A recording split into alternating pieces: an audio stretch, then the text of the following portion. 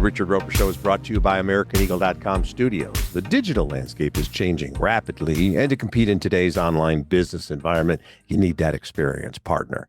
Since 1995, AmericanEagle.com has partnered with companies of all sizes, offering web design, web development, e-commerce, mobile apps, and digital marketing to drive your overall business's success because they believe that today's online world is your online opportunity.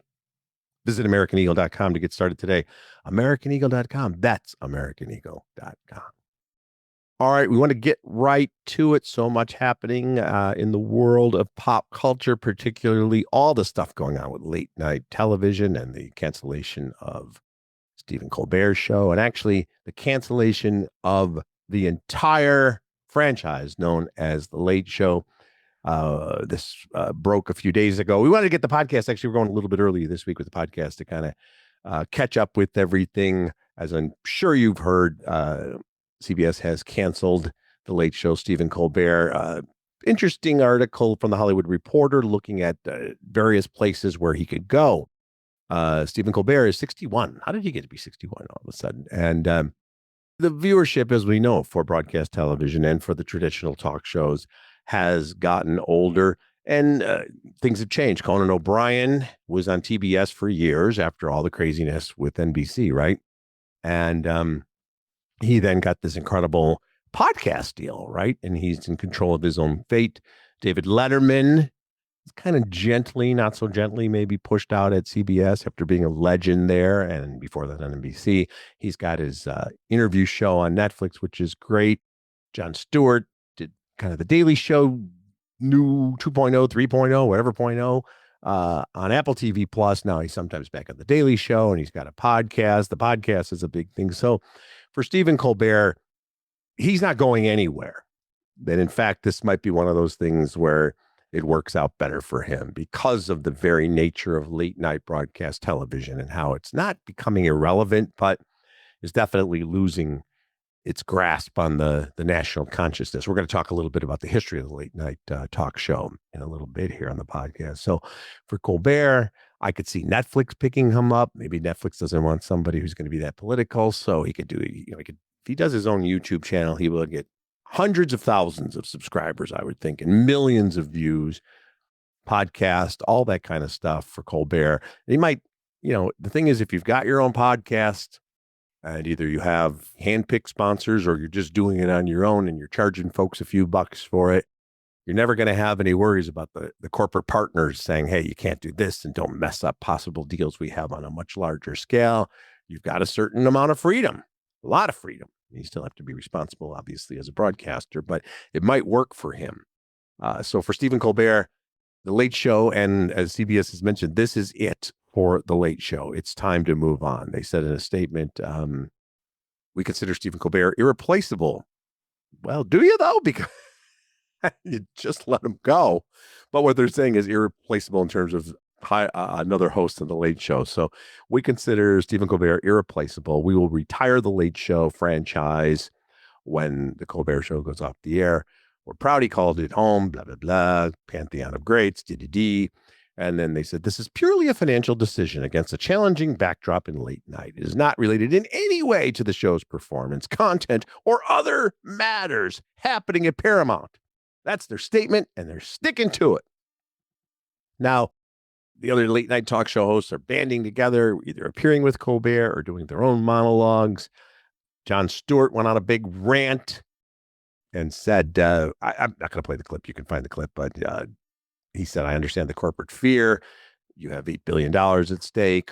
But he does make a good point. The shows that you now seek to cancel, censor, and control, and not insignificant portion of your $8 billion value came from those fucking shows. That's what made you money. Shows that say something, shows that take a stand, shows that are unafraid. He says, we are not speaking truth to power. We speak opinions to television cameras. And Stewart went on to say, if you believe as corporations or as networks that you can make yourself so innocuous that you can serve a gruel so flavorless that you'll never again be on the boy king's radar, we know what he's talking about there. A, why will anyone watch you? And B, you are fucking wrong. He definitely makes salient points there, strong points by Jon Stewart. But these are very complicated and challenging and sometimes in the broadcast world, depressing times. And the realities are these giant corporate parents of the talk shows and everything else out there, and they make decisions based on things other than ratings and content and quality. But supposedly, reportedly, I shouldn't say supposedly, reportedly, the show was not making money anymore. It was expensive for various reasons, and the numbers, while they were not sinking, I don't think they could certainly crunch them and say, "Listen, isn't for us." I will say this, and I think by now you guys know I'm pretty darn liberal, moderate in some ways, but not really a conservative in any way, shape, or form. But when it comes to the content of late night shows, you have two ways you can go with a traditional talk show and with any other form of talk show, but in particular the CBS, NBC, ABC, basic cable type talk shows. You can dive headlong into the politics of our time, whether it's the president or other political matters, or you can say, I'm going to be comedic relief. I'm going to give people an escape from that. And you can go one way or the other. Jimmy Kimmel has decided quite a few years ago he was going to go full on after Trump, and his monologues have been terrific. And of course, have drawn the ire of Trump. Jimmy Fallon not going more with the variety show.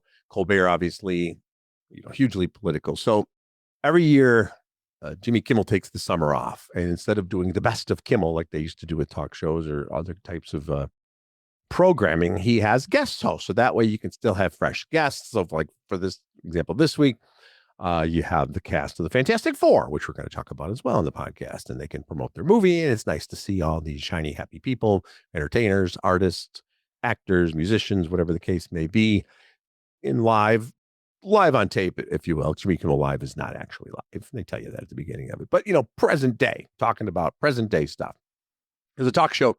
Historically, repeats are pretty tricky because the monologues will be outdated.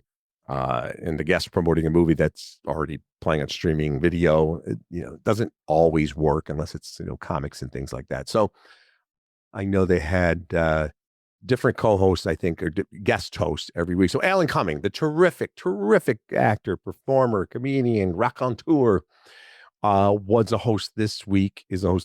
And on Monday night, he did an extended monologue, getting into politics, getting into trans rights, getting into what's going on in America, talked about making America kind again. Why don't we play this? Actually, I do want to play a little bit of Alan Cumming's monologue. Let's play a little of that right here. Oh, Jesus Christ.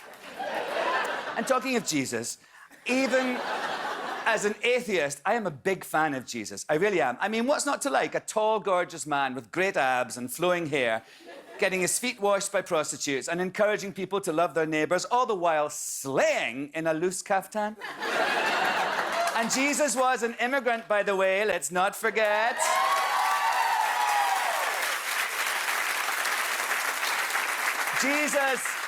Jesus would have loved trans people. He changed water into wine. Is that not itself an act of transition? And you know how I know that Jesus would have loved trans people? Because he loved people. He loved all people. And so, of course, he would love trans people and all queer people.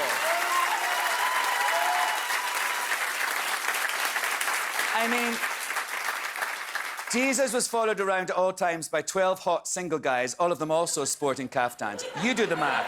Jesus loved the gays, America. Deal with it.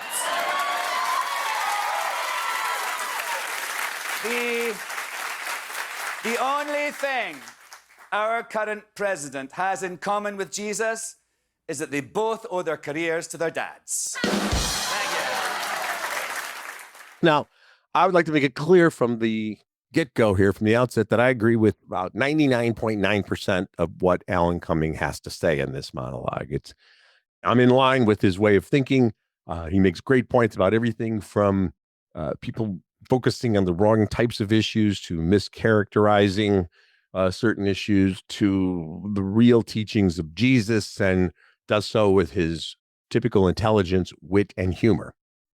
Having said that, I will tell you this, about halfway through watching this in real time, I tuned out. I went elsewhere for my viewing. In fact, I queued up an episode of The Sopranos, just a palate cleanser. I had a long work day. This is 11 o'clock at night. And it's not because I disagreed with Alan Cumming, it's because I agreed with him. But the points he was making, I think, speak to some of the challenges faced by late night television, because he, in this case, is preaching to a choir, to those of us who agree with him.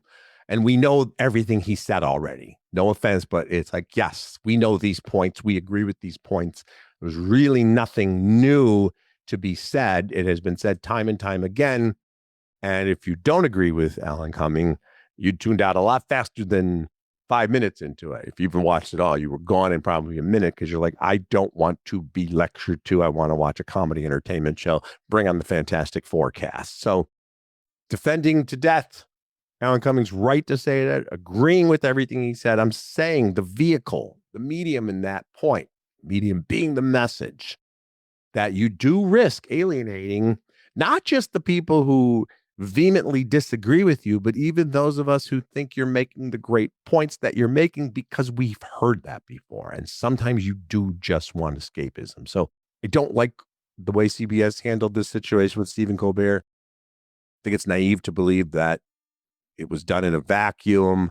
But I also think that this, when you use these platforms where people are maybe more interested in being entertained than being lectured to, you risk alienating a lot of your audience. It's the same thing when it comes to concerts. Now, some people go nuts because, oh my God, Bruce Springsteen, a friend of mine was just at a couple of his shows in Italy, and he has 2 or 3 pretty much scripted, planned out monologues, the boss, during his 3-hour concerts, where he stops and talks about politics and his views, which are liberal and anti-Trump and pro-working class. They always have been. He's always been, Born in the USA, one of the most misunderstood songs of all time, as it's about a Vietnam veteran who comes home and is born in the USA and loved his country and loves his country and is lost and not finding the love and the support that he hoped to get.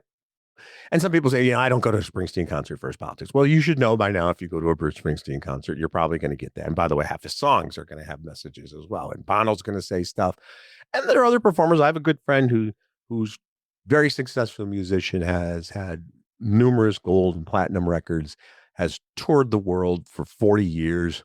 And he's very, very political in his personal life and has sometimes said things maybe on Twitter or X. But when he does his concerts, he plays his music. And he says, I realize that a lot of people who love my music don't agree with me politically and spent their hard-earned money to hear me play my hits and my new songs. And that's what I'm going to do. That's up to the individual performer. I don't, if I'm at a concert and somebody gets up there and says something politically that I disagree with, I'm like, okay, that's your opinion. Let's get on to the next show. People always say, I'm going to boycott this, I'm going to boycott that. No, you're not. But I think there's some lessons to be learned here about venues and knowing your audience, and either deciding you're going to lean into it and say, I don't give a shit, and I'm going to say what I feel. And if people tune out, they tune out. Well, that's your choice. I did want to talk a little bit about the history of late night television, because it is interesting. If you go back, I was a huge Johnny Carson guy growing up as a kid. I think I've told this story before, but like when I was a little dude, I could never sleep. My mom was like, what, this kid, he still gets up and he gets good grades and goes to Little League and all that. So if he wants to stay up late, she'd let me stay up late, 10:30, 11 o'clock when I was like 9 years old, which I don't think is very radical anymore. But at the time it was. And we had the obligatory half-finished basement in Dalton, where I grew up, and the old TV downstairs, the old black and white TV. And we had the kind of a color TV that sort of got color. It was our uncle's and he gave it to us. So it kind of just gave you browns and greens. The blues didn't come through, but hey, it had a real Zenith remote control. But downstairs we had the old black and white television. So I'd push the chair up close to the TV and keep the volume down so as to not wake up my siblings or my dad upstairs. My mom would often stay up late with me, and we'd either watch the late night movie on Channel 9, where I fell in love with movies like The African Queen and The Maltese Falcon, because those are the types of great films they would play. Bridge on the River Kwai, with commercials, 5 hours probably, or just an hour and a half because they'd cut stuff out. But I didn't know they were cutting stuff out. But I'd watch Johnny Carson, and I actually had a notebook. I had a notebook where I kept all kinds of baseball stats about the White Sox and the American League and all that stuff. But I also had a notebook for the Tonight Show where I'd rate the guests and the show and the monologue. Be like, ooh, they had Buddy Hackett, Karen Valentine, and the Carpenters. And he did the amazing Karnak. I'd give it 9 stars out of 10, 9.0. And Carson was the king of late night. And I pulled up some numbers. So in the 70s, really through for more than 2 decades, Johnny Carson was the king of late night. Of course, it was a very different environment. You had CBS, which would usually run like the Rockford Files or a CBS late movie. You had NBC, where Carson was king, and then ABC would try different things, the Joey Bishop show, Dick Cavett show, different talk shows, or eventually they went and did Nightline, which became a huge thing for ABC. Carson was the undisputed king. He would average up to 11 million viewers a night. 11 million. Think about that. And you look at, for example, right now, Colbert was in the $2 to $3 million, 3 million viewers, which could be $1 million, but it's about 3 million viewers, which had him usually near the top of late night. Fallon in the $2 million, I keep saying million. You know why? Because I'm looking at M in my little notes and I'm like, millions of dollars, millions of viewers. Jimmy Kimmel getting 2 million viewers. These are decent numbers. I mean, these days, huge hits on streaming and cable. If the White Lotus gets 4 or 5 million viewers, that's a big deal. But Johnny Carson, as many as 11 million viewers.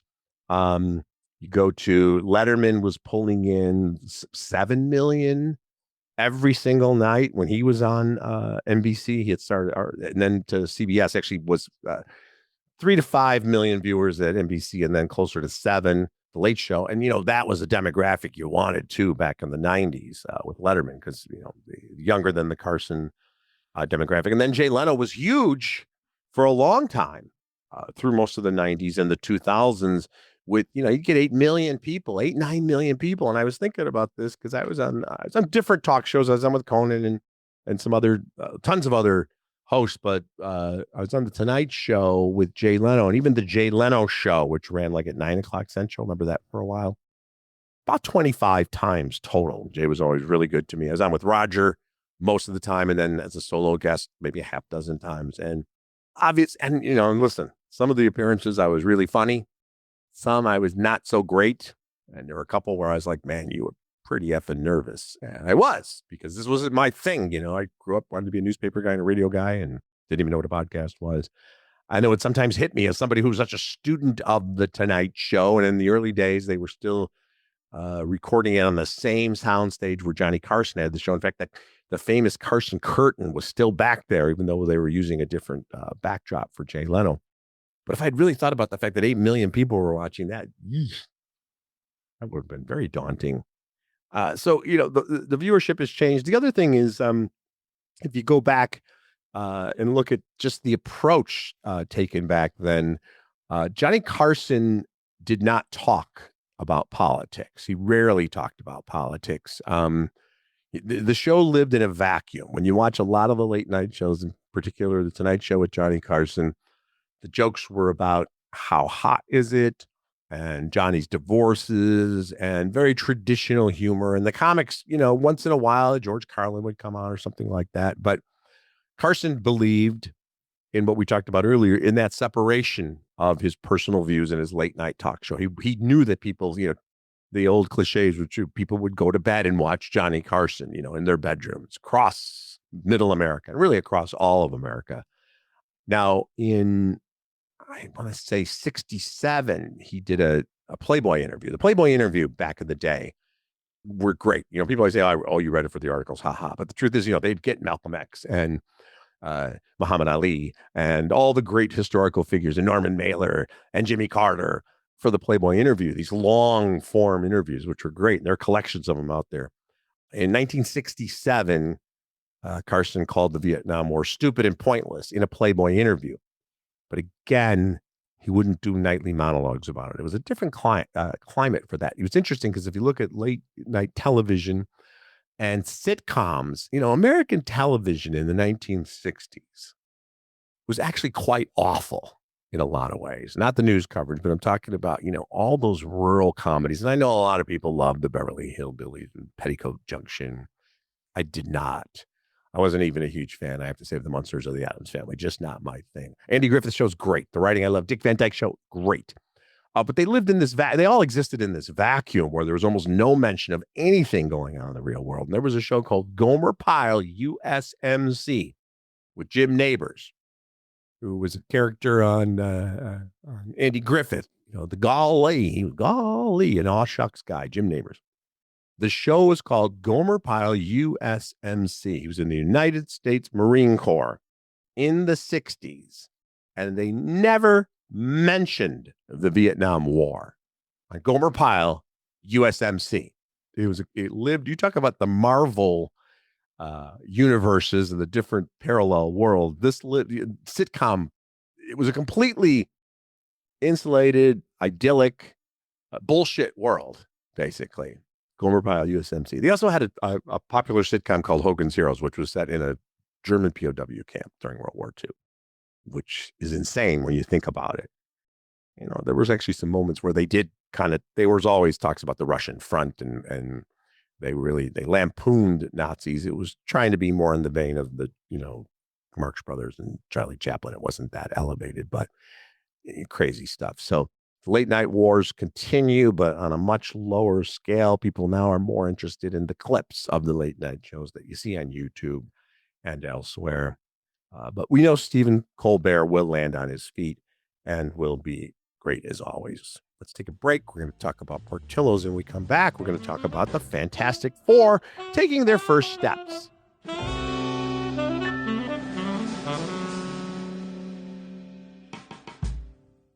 All right, kids, let's talk about Portillo's. It's one of my favorite places to eat on the planet Earth. My delivery history will bear this out. I also happen to live within walking distance of one of the Chicago Portillo's. Yes, that's right. I'm that lucky. It is amazing. You could order from the restaurant or the drive-thru, but if it's not near you, you can go to portillos.com, and order. They got French fries. They got all kinds of comfort food. The amazing hot dogs, the Italian beef, the Italian sausage, some really good salads, by the way, if you want to take it a little bit easy, because you want to have a little bit room left for the chocolate cake, the best chocolate cake in the world.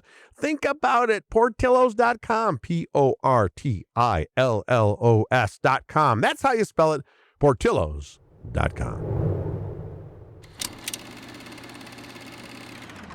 Famous around the world, please welcome the Fantastic Four. Mr. Fantastic, Invisible Woman, Human Torch. I love you, Johnny. And the Thing. Hey, what time is it? Say the thing. That's not really something I say. It's clobbering time. That's just in the cartoon.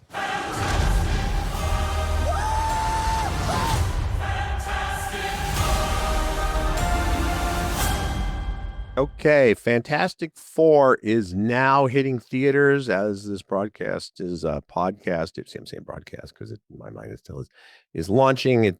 We've had some previews and people can now go see it in the theaters. Once again, we got that classic first reactions from the premiere. This is now a weekly staple in the movie industry, where influencers and bloggers and critics and fans get to see something in advance, and they allow the studios almost inevitably say, you can do social media embargo is the night of, but then you got to wait a couple of days for the review. And they know that's because the influencers and the bloggers and the whatever they are who get to see the movie for free are very, very likely to give gushing Insta reviews before the real reviews come out. And in some cases, for example, with Jurassic World Rebirth, when the real reviews came out, they landed with a thud, or with the I Know What You Did Last Summer. So Hollywood Reporter, and they all do this because they know they'll get clicks. So the Hollywood Reporter, which has very good, legitimate reviewers, first does the first reactions from the premiere. So too much fanfare. Marvel Studios hotly anticipated the Fantastic Four First Steps had its world premiere at the Dorothy Chandler Pavilion in Los Angeles on Monday night. 37th entry in the long-running Marvel Cinematic Universe First Steps. Stars Pedro Pascal as Reed Richards, Mr. Fantastic. Vanessa Kirby as Sue Storm, the Invisible Woman. Eben Moss-Backrack as Ben Grimm, the Thing. And Joseph Quinn as Johnny Storm, also the Human Torch. Why did he have to change his name to the Human Torch? He was already Johnny Storm. So it's set on an alternative Earth, and the film is about the team attempting to stop the planet-devouring menace of Galactus, who is helped by his herald, the Silver Surfer. That's the setup there. So I'm not going to quote these folks by name because I'm sure they mean well and God bless them. So some of the tweets they quote in this article: the Fantastic Four First Steps is truly delightful, perfectly captures the FF and their dynamic. I had a big smile on my face throughout. You get that a lot in these first reactions. They had a big smile on their face throughout. And I would put it to you that when a movie is an hour and 50 minutes long, you did not have a big smile on your face throughout unless you are the Joker. Another tweet: the cast and chemistry hold this film up. The score elevates every scene and is so prevalent. Well, yeah. Galactus is perfectly adapted. This is a film with joy, heart, comedy, and more. All these tweets sound like blurbs made for the ads, right? The best MCU film in ages. Matt Shackman, the director, delivers the goods. Fantastic Four is the most visually stunning and totally distinct MCU movie yet. Really? This one tweeter said this, one tweet person, Xer. The most visually stunning and totally distinct MCU movie ever out of all 37? Really?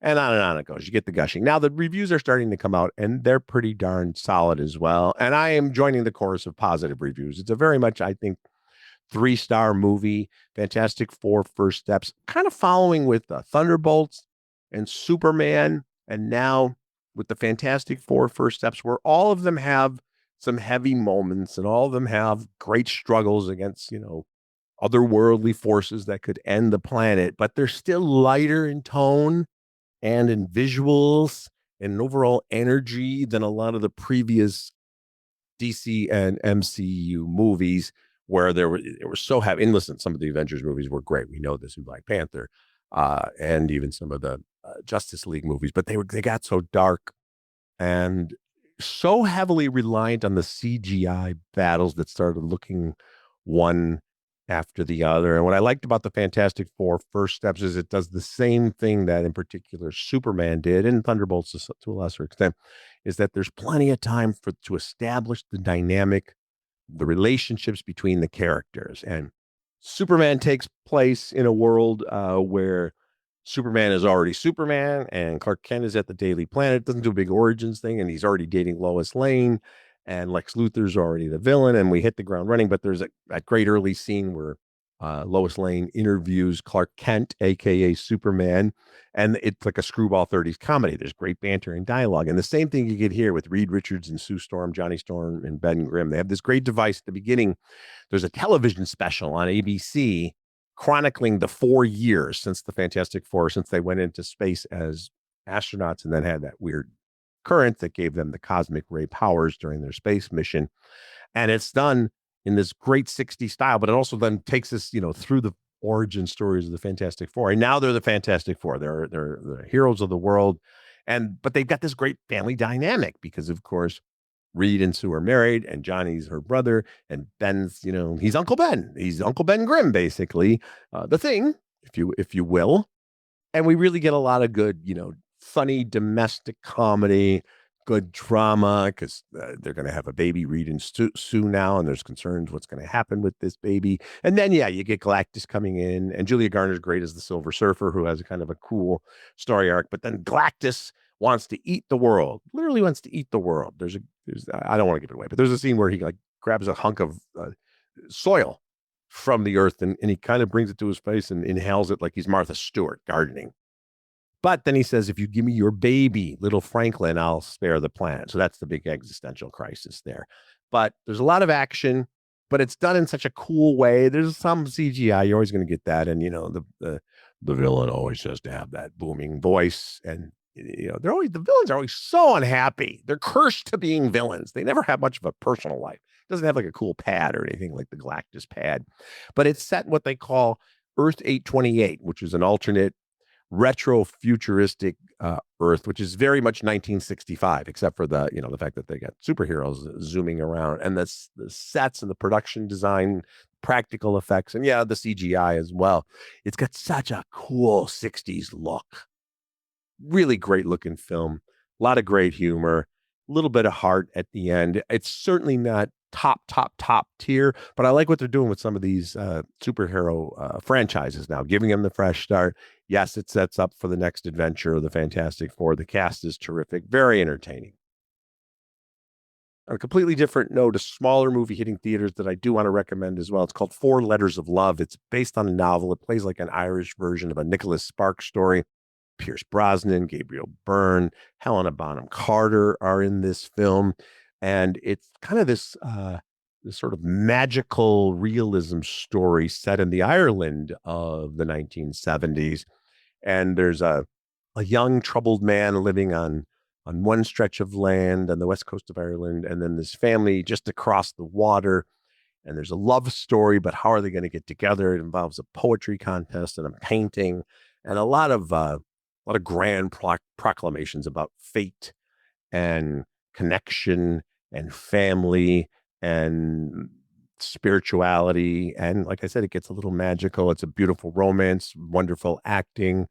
I call these mom movies, and that's meant as a compliment. It's a movie you could watch with your mom, because that's the kind of movie that a lot of moms like. I'm talking about, or grandmas, if you will. But so, it's a movie that's probably going to get more play, even though it is in theaters, on home video, on streaming. But maybe mark it down as something you might want to check out if you're just looking for a lovely Irish tale. That's my bad Irish, sort of Irish accent.